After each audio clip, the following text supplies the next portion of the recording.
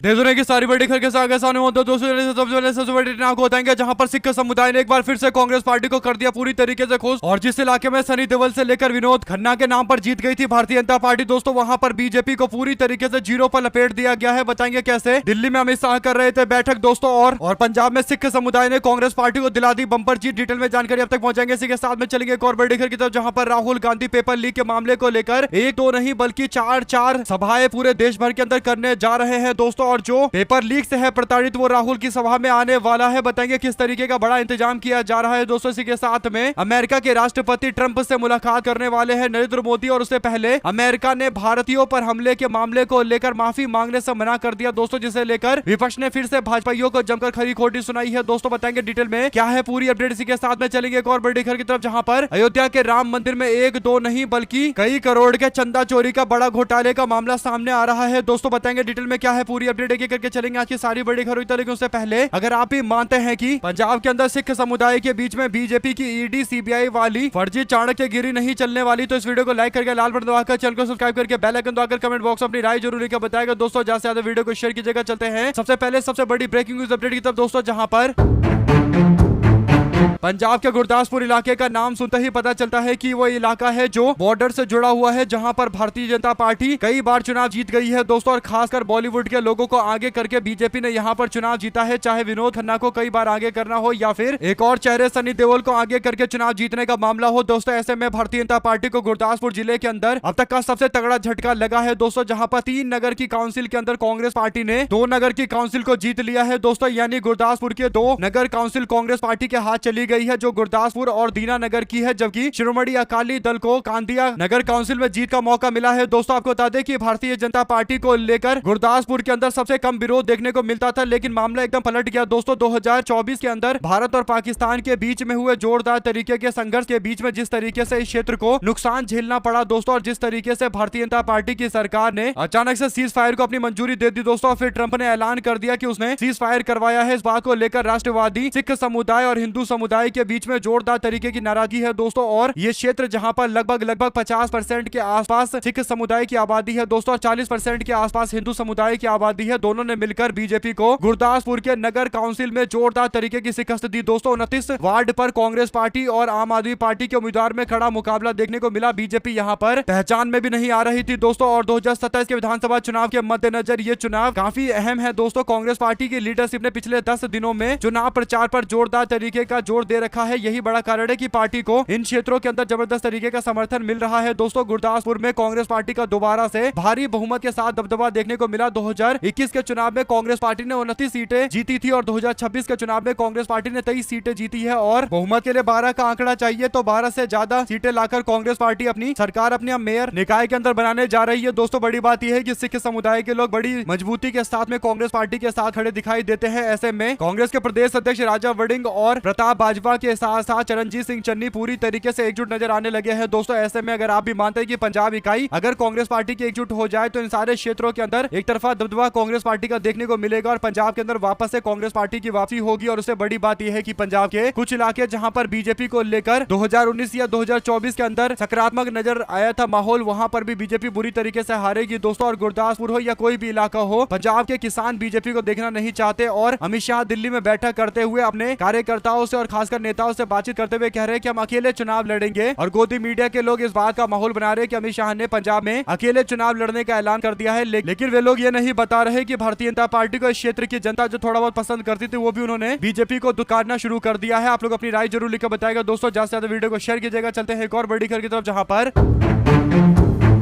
Paper leak के मामले को लेकर कांग्रेस पार्टी आर पार की लड़ाई लड़ने के मूड में नजर आने लगी है दोस्तों। यही बड़ा कारण है कि कांग्रेस पार्टी की तरफ से प्रभारी महासचिवों और सारे अध्यक्षों की बैठक के बाद यह फैसला लिया गया कि कांग्रेस पार्टी देशव्यापी आंदोलन करेगी, यानी एक दो जगह नहीं बल्कि पूरे देश को कवर करते हुए इस मुद्दे को उठाएगी। राहुल गांधी ने इंडिया गठबंधन की बैठक में कहा था कि राजनीतिक ताकत के साथ चुनाव लड़ने या तमाम तरीके के यानी चुनावी प्रक्रिया में सामने आने पर हम ये उम्मीद कर बैठे कि हमें जीत मिलेगी, तो ये काफी मुश्किल काम है, क्योंकि बीजेपी ने सारी संस्थानों को कब्जा लिया क्या है, हम लोग एक ही तरीके से बीजेपी को शिकस्त दे सकते हैं और वो है रेजिस्टेंस, यानी बीजेपी का विरोध करके, प्रतिकार करके, आम जनता से जुड़े मामले को लेकर बीजेपी का जगह जगह प्रतिकार करके दोस्तों। और इन सारी विचारों के ऐलान के बाद कांग्रेस पार्टी मैदान में कूद रही है दोस्तों। एक दो नहीं बल्कि चार जगह पर, और खासकर जो देश के परीक्षा की तैयारी के 4 बड़े सेंटर है दोस्तों, चारों जगह राहुल गांधी मौजूद रहेंगे। नेता विपक्ष सबसे पहले अपनी यात्रा के लिए कोटा में मौजूद रहेंगे दोस्तों। कोटा जहां पर बच्चे आईआईटी और जेईई के साथ साथ नीट और एनडीए की तैयारी करते हैं और लाखों की संख्या में छात्र तैयारी करते हैं दोस्तों। वहां पर राहुल गांधी छात्रों से बातचीत करने वाले हैं। इसके बाद राहुल गांधी इलाहाबाद पहुंचेंगे। इलाहाबाद वो इलाका है जहां पर भारी संख्या में लोग प्रतियोगी परीक्षाओं की तैयारी करते हैं दोस्तों, चाहे पीसीएस हो या फिर रेलवे हो या फिर पीएसयू हो, हर तरीके की तैयारियां यहां पर होती है दोस्तों। इसके बाद पटना जहां पर खान सर की अकेडमी है और दर्जनों ऐसी अकेडमी है बिहार के अंदर दोस्तों, जहां पर छात्रों का इसे हब बोला जाता है पटना को। यहां पर भारी संख्या में छात्र एकजुट होते हैं और खासकर बीपीएससी की तैयारी का हब है दोस्तों। यहां पर राहुल गांधी 11 जुलाई को मौजूद रहेंगे और उम्मीद है कि खान सर से भी राहुल गांधी मुलाकात करेंगे दोस्तों। वहीं इसके बाद राहुल गांधी दिल्ली में अंतिम कार्यक्रम करेंगे दोस्तों। दिल्ली में इसलिए करेंगे क्योंकि दिल्ली यूपीएससी और बैंकों की तैयारी का एक गढ़ है दोस्तों। ऐसे में राहुल गांधी यहां भी प्रतियोगी परीक्षा में शामिल छात्रों से बातचीत करेंगे दोस्तों। यानी छात्रों का ये सम्मेलन कांग्रेस पार्टी अब सड़कों पर करने जा रही है और प्रतियोगी परीक्षा के अभ्यर्थी हो, युवा संगठन हो, शिक्षाविद हो, परीक्षा घोटाले से प्रभावित लोग हो, सबको एकजुट करने का फैसला लिया गया है। आप लोग अपनी राय जरूर लिखकर बताएगा दोस्तों। चलते हैं एक और बड़ी खबर की तरफ, जहां पर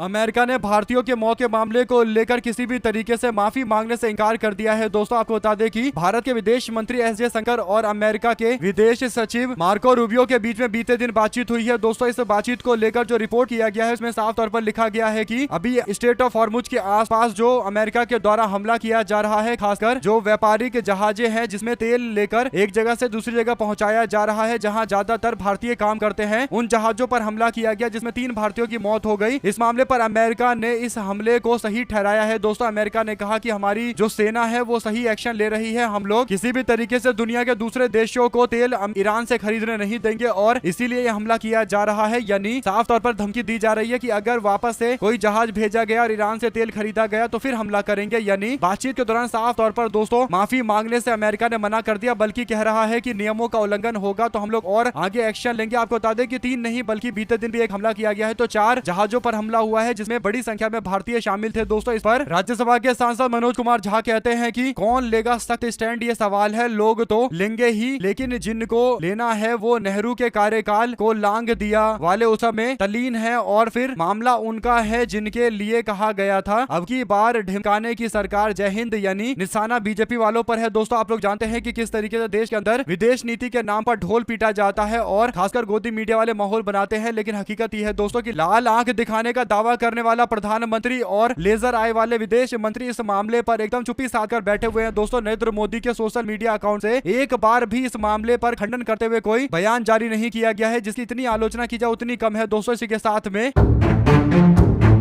बेशर्मी इतनी ज्यादा है दोस्तों कि फ्रांस के अंदर प्रधानमंत्री नरेंद्र मोदी और ट्रंप की मुलाकात की खबरें चलने लगी है। आपको बता दें कि नरेंद्र मोदी 6 दिनों के दौरे के लिए अलग अलग देशों में गए हैं दोस्तों, जिसमें नरेंद्र मोदी फ्रांस में मौजूद रहेंगे और मंगलवार को G7 की बैठक में अमेरिका के राष्ट्रपति ट्रंप और प्रधानमंत्री मोदी की मुलाकात हो सकती है दोस्तों। आपको बता दें कि ये जो रिपोर्टें छप रही है, इस रिपोर्ट के बाद सोशल मीडिया से लेकर हर जगह पर लोगों ने प्रतिक्रिया देते हुए कहा कि अमेरिका हमारे नागरिकों की हत्या कर रहा है और हमारे देश के प्रधानमंत्री G7 ग्रुप की बैठक में जा रहे हैं ट्रंप से मुलाकात करने के लिए। ये दुर्भाग्यपूर्ण है देश के लिए। अगर आप भी मानते हैं दोस्तों कि एक टाइम में इंदिरा गांधी इस देश की प्रधानमंत्री थी, ये सोचकर भी लोग चौंक रहे हैं कि सोचिए कि एक टाइम में अमेरिका ने भारत की तरफ न्यूक्लियर सबमरीन को भेजा था और उसके बाद क्या हुआ, ये इतिहास है। और आज अमेरिका का जो मन कर रहा है दोस्तों वो कर रहा है और कम से कम माफी भी नहीं मांग रहा दोस्तों भारतीयों की जान लेकर। तो इससे पता चलता है कि अमेरिका वाले एक अलग ही अहंकार में, उनको पता है कि बीजेपी सरकार अमेरिका वालों को रोक नहीं पाएगी दोस्तों। और राहुल गांधी प्रधानमंत्री नरेंद्र मोदी को कॉम्प्रोमाइज्ड प्राइम मिनिस्टर कहते हुए कहते हैं कि इनके बस की बात नहीं है अमेरिका के सामने खड़े होने की, क्योंकि ये समझौतावादी लोग हैं और इसीलिए राहुल गांधी की बातें एकदम सच नजर आती है दोस्तों। आप लोग इस पर 2 शब्द जरूर लिखकर बताइएगा। अगर आप भी मानते हैं कि बीजेपी पूरी तरीके से अमेरिका के आगे नतमस्तक हो चुकी है तो लिखिएगा जरूर साथ साथ दोस्तों। भारतीय जनता पार्टी के साथ में दिखाई देने वाली सयानी घोष के खिलाफ कार्रवाई की गई है। तृणमूल कांग्रेस ने सयानी घोष के खिलाफ बड़ा एक्शन लेते हुए उन्हें टीएमसी यूथ यानी युवा प्रेसिडेंट के पोस्ट से हटा दिया है दोस्तों। और सयानी के बागी सांसदों की लिस्ट में शामिल होने को लेकर चर्चा चल रही थी। एक तरफ टीएमसी में फूट पड़ी, सोमवार को पार्टी के बागी सांसद लोकसभा के स्पीकर से मुलाकात करने के लिए पहुंची, तो वहीं पर अब पार्टी ने अपना रुख बदल लिया है दोस्तों। पार्टी में बड़ी फेरबदल की गई है। न्यूज एजेंसी एएनआई ने बताया कि टीएमसी ने बताया है कि अर्नब बनर्जी को राज्य के अंदर तृणमूल कांग्रेस का युवा कांग्रेस का अध्यक्ष नियुक्त कर दिया गया है, तो कुणाल घोष को उत्तरी कोलकाता संगठनात्मक जिले की अध्यक्ष नियुक्त कर दिया गया है। कुणाल ने नॉर्थ कोलकाता ऑर्गेनाइजेशन डिस्ट्रिक्ट के प्रेसिडेंट के पोस्ट के लिए एमपी सुदीप बंदोपाध्याय की जगह ली है दोस्तों। ऐसे में बंगाल विधानसभा चुनाव के नतीजे आने के बाद टीएमसी में जारी फूट को लेकर यह बड़ी अपडेट सामने आ रही है। इसका मतलब कह सकते हैं दोस्तों कि एक तो सयोनी घोष और दूसरा सुदीप बंदोपाध्याय, दो नए सांसद उभर कर आए हैं जो फिर से बीजेपी के साथ दिखाई देने लगे हैं दोस्तों। बीजेपी के नेता भूपेंद्र यादव से इन्होंने मुलाकात भी की है और इनके ऊपर पहले से ही सीबीआई का मामला चल रहा है। इसी के साथ में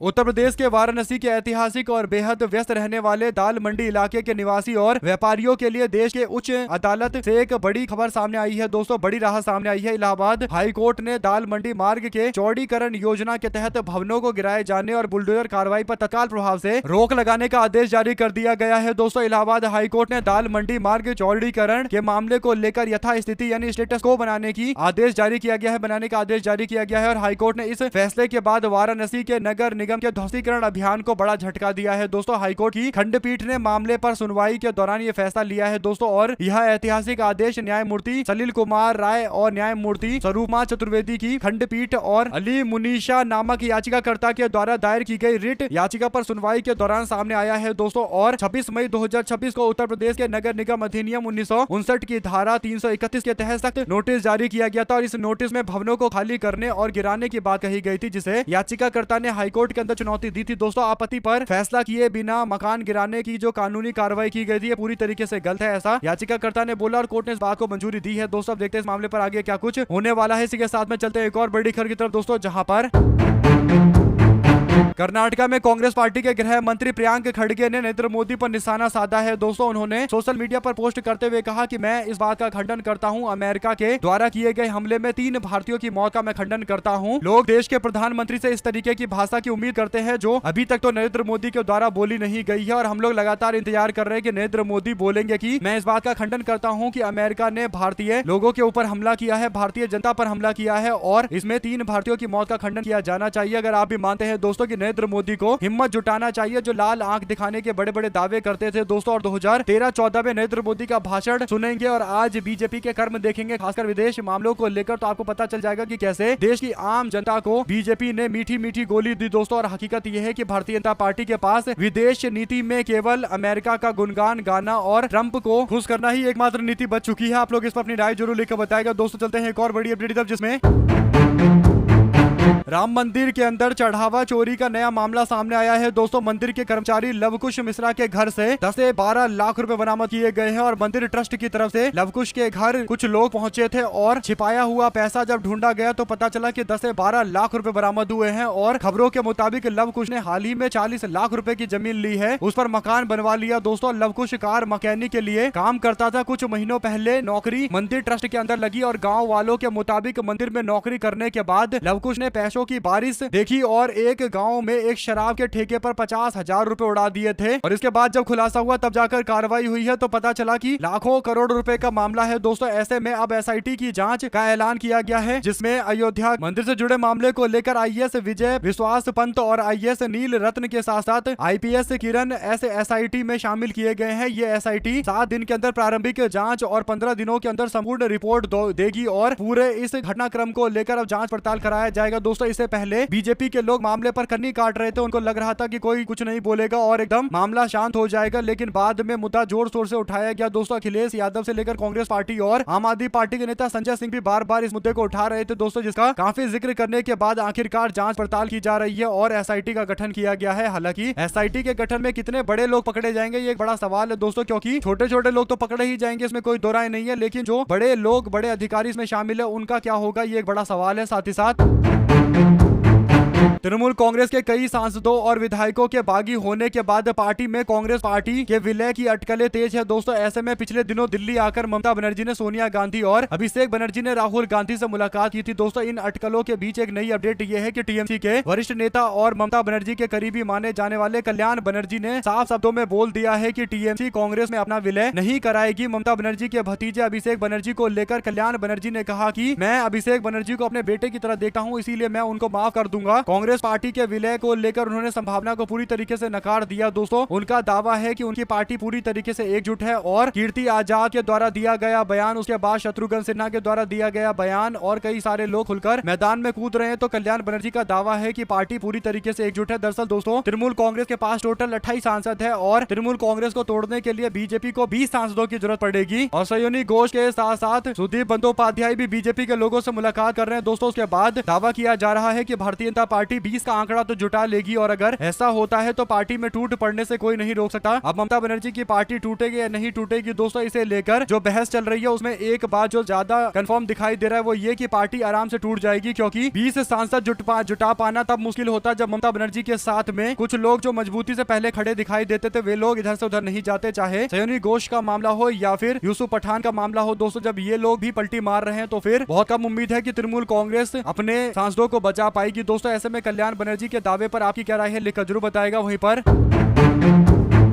सांसदों को तोड़ने के पीछे एक जो सबसे बड़ा कारण है दोस्तों वो काकोली घोष है। काकोली घोष को बीजेपी ने सुरक्षा दी थी। उसके बाद काकोली घोष का काम है कि लोकसभा में ज्यादा से ज्यादा सांसदों को भारतीय जनता पार्टी से जोड़ा जाए, टीएमसी के सांसदों को जोड़ा जाए दोस्तों। इसीलिए ममता बनर्जी और उनकी पार्टी के द्वारा काकोली घोष को इस मामले पर सबसे बड़ा दोषी बताया गया है दोस्तों। लेकिन अब जो बड़ी अपडेट सामने आ रही है वो ये कि काकोली घोष के जो बेटे हैं डॉक्टर वैद्यनाथ घोष, उन्होंने एक कानूनी कार्रवाई करने का फैसला लिया है और कानूनी नोटिस ममता बनर्जी, कल्याण बनर्जी, सुगोता रॉय और महुआ मोइत्रा के साथ साथ सोनाली गुहा को भेजा है। उन सबसे मांग की है कि या तो वो अपने बयान को वापस ले या फिर माफी मांगे, क्योंकि उनके द्वारा जो बयान काकोली घोष को लेकर दिया गया है इस पर कानूनी कार्रवाई की जाएगी। सिविल और क्रिमिनल प्रोसीडिंग आगे करने का दावा किया जा रहा है। यानी दोस्तों काकोली घोष को लेकर कही जा रही बातें और उनके बेटे को लेकर कही जा रही बातों को लेकर ये नोटिस जारी किया गया है। साथ साथ लखनऊ अमृतसर के बाद अब बेंगलुरु के अंदर आज कॉकरोच जनता पार्टी विरोध करने जा रही है, प्रदर्शन करने जा रही है दोस्तों। प्रकाश राज जो एक्टर है उन्होंने कहा कि मैं इस दौरान मौजूद रहूंगा। साथ में कॉकरोच जनता पार्टी के अभिजीत दीपके के द्वारा ये लगातार आंदोलन देश के अंदर किया जा रहा है दोस्तों। जगह जगह के छात्रों को एकजुट करके इस आंदोलन को तूल दिया जा रहा है दोस्तों। ऐसे में जंतर मंतर से शुरू हुई ये यात्रा धीरे धीरे करके आगे बढ़ती जा रही है। जंतर मंतर के बाद पुणे गए थे, पुणे के बाद लखनऊ गए, फिर अमृतसर गए दोस्तों और अब बेंगलुरु में आज मौजूद रहेंगे। और बेंगलुरु में शाम को 4 बजे के आसपास फ्रीडम पार्क में ये प्रोटेस्ट किया जाएगा, विरोध दर्ज कराया जाएगा और शिक्षा मंत्री धर्मेंद्र प्रधान के इस्तीफे को लेकर ये पूरा कार्यक्रम आयोजित किया जा रहा है दोस्तों। इस पर आप लोगों की क्या राय है लिखकर जरूर बताएगा। चलते हैं एक और बड़ी खबर की तरफ, जहां पर देश के सबसे बड़े इकोलॉजिकल सिस्टम यानी जो देश का एक वातावरण का पूरा सिस्टम है दोस्तों निकोबार का, जिसे बीजेपी बर्बाद करने पर तुली हुई है और राहुल गांधी निकोबार, अंडमान निकोबार गए भी थे इस बात को लेकर। ऐसे में आम जनता के बीच में कांग्रेस पार्टी लगातार अवेयरनेस फैला रही है दोस्तों, यानी जागरूकता फैला रही है निकोबार के मामले को लेकर। हापुड़ में कांग्रेस पार्टी के द्वारा दिल्ली रोड स्थित मदरसे के बाहर हस्ताक्षर अभियान चलाया गया दोस्तों। इस अभियान में निकोबार द्वीप को बचाने के लिए और पर्यावरण के संरक्षण के संदेश के बीच में आम लोगों तक एक मैसेज भेजा गया है कि कैसे मोदी और बीजेपी के लोग मिलकर अंडमान निकोबार जो करोड़ों साल पुरानी जमीन है दोस्तों, जहां पर करोड़ों साल पुरानी इकोलॉजी है, व्यवस्था है, पेड़ पौधे हैं, उन सबको बर्बाद करने पर भाजपा तुल्ली पड़ी है और इसीलिए आम जनता के बीच में ये पूरा मामला पहुंचाया गया है दोस्तों। कांग्रेस पार्टी के जिला अध्यक्ष राकेश त्यागी ने बताया कि निकोबार द्वीप को बचाने के लिए कांग्रेस पार्टी देश भर के अंदर मुहिम चला रही है। हम लोग चाहते हैं कि पर्यावरण का संरक्षण होना चाहिए। अगर आप भी मानते हैं दोस्तों कि जागरूकता फैलाना जरूरी है ताकि आम जनता तक इस मुद्दे को पहुंचाया जा सके, ये काफी सेंसिटिव मुद्दा है। साथ ही साथ तृणमूल कांग्रेस के महासचिव और लोकसभा के सांसद अभिषेक बनर्जी के खिलाफ शनिवार को पश्चिम बंगाल के 2 अलग अलग जिलों के अंदर 2 पुलिस थानों के अंदर अलग आरोपों के तहत शिकायत दर्ज की गई है। इस मामले को लेकर 14 से 16 जून तक लगातार 3 दिनों में उनके खिलाफ एजेंसियों ने पूछताछ करने की कोशिश की है दोस्तों। पहली शिकायत दार्जिलिंग जिले के सिलीगुड़ी के महानगर पुलिस के अंतर्गत आने वाले सिलीगुड़ी साइबर पुलिस स्टेशन में कारोबारी संजय कुमार सिंगला ने दर्ज कराई है दोस्तों। और शिकायत में आरोप लगाया गया है कि विधानसभा चुनाव से पहले अलग अलग चुनावी सभाओं में अभिषेक बनर्जी के द्वारा जो बयान दिया गया वो एक तरीके से चुनाव के बाद हिंसा भड़काने वाला बयान था और समाज के अंदर विद्वेष फैलाने वाला बयान था। शिकायतकर्ता ने पुलिस से इस मामले की गहन जांच करके कार्रवाई करने की मांग की। दोस्तों, दूसरी शिकायत दक्षिण 24 परगना जिले के विष्णुपुर थाने के अंदर बीजेपी के नेता अभिजीत दास उर्फ बॉबी ने करवाया है। अभिजीत ने 2019 और 2024 के लोकसभा चुनाव में डायमंड हार्बर सीट से अभिषेक बनर्जी के खिलाफ बीजेपी के उम्मीदवार भी रह चुके हैं। उन्होंने आरोप लगाया कि 2020 से आए चक्रवात अम्फान में राहत सामग्री के वितरण में भ्रष्टाचार हुआ और अभिषेक बनर्जी की इसमें बड़ी भूमिका थी। अभिषेक बनर्जी 14 से 16 जून तक 3 दिनों तक अलग अलग मामलों में जांच एजेंसी के सामने पेश होंगे। दोस्तों, यानी अब लगातार उनके ऊपर शिकंजा कसने की कोशिश की जा रही है, हर तरीके से प्रताड़ित करने की कोशिश की जा रही है। अगर आप भी मानते हैं कि एक दो मामला होता तो मानते कि ये नॉर्मल मामला चल रहा है और हर जगह अगर ये लोग मामला दर्ज करवा रहे हैं तो सुनियोजित तरीके से हो रहा है। दोस्तों, ऐसा लग रहा है शुभेंदु अधिकारी ने अपना पर्सनल मैटर बना लिया है और जैसे तैसे इनके खिलाफ कार्रवाई करके पूरी तरीके से राजनीतिक स्थिति को खत्म करना चाहते हैं। दोस्तों, आप लोग अपनी राय जरूर लिखकर बताएगा इस पूरे मामले पर और ज्यादा से ज्यादा वीडियो को शेयर कीजिएगा। साथ साथ राहुल गांधी ने एक और बयान दिया। उन्होंने कहा कि भारतीय जनता पार्टी को अगर हराना है तो पारंपरिक तरीके से नहीं हराया जा सकता। बीजेपी आरएसएस का मुकाबला प्रतिरोध से किया जा सकता है और यही सबसे मजबूत और प्रभावी हथियार है भाजपा के खिलाफ। क्या आप इस बात से इत्तेफाक रखते हैं दोस्तों? क्योंकि कांग्रेस पार्टी के नेता राहुल गांधी ने कहा कि विपक्ष की कई सारी पार्टियां हैं जो इस बात से अभी पूरी तरीके से इत्तेफाक नहीं रखती, लेकिन उनको ये बात आज नहीं तो कल मानना ही पड़ेगा क्योंकि वास्तविकता ही यही है। इससे पलटा नहीं जा सकता, इसके इतर कुछ और देखा नहीं जा सकता। आप लोग अपनी राय जरूर लिखकर बताएगा। दोस्तों, ज्यादा से ज्यादा वीडियो को शेयर कीजिएगा। हमारे साथ लगातार जुड़े रहने के लिए दोस्तों, भाइयों, बहनों, मित्रों का बहुत बहुत धन्यवाद। आप लोग देख रहे थे। आपका अपना चैनल जय हिंद जय भारत। ज्यादा से ज्यादा वीडियो को शेयर कीजिएगा। साथ साथ बहुत बहुत धन्यवाद। जय हिंद जय भारत।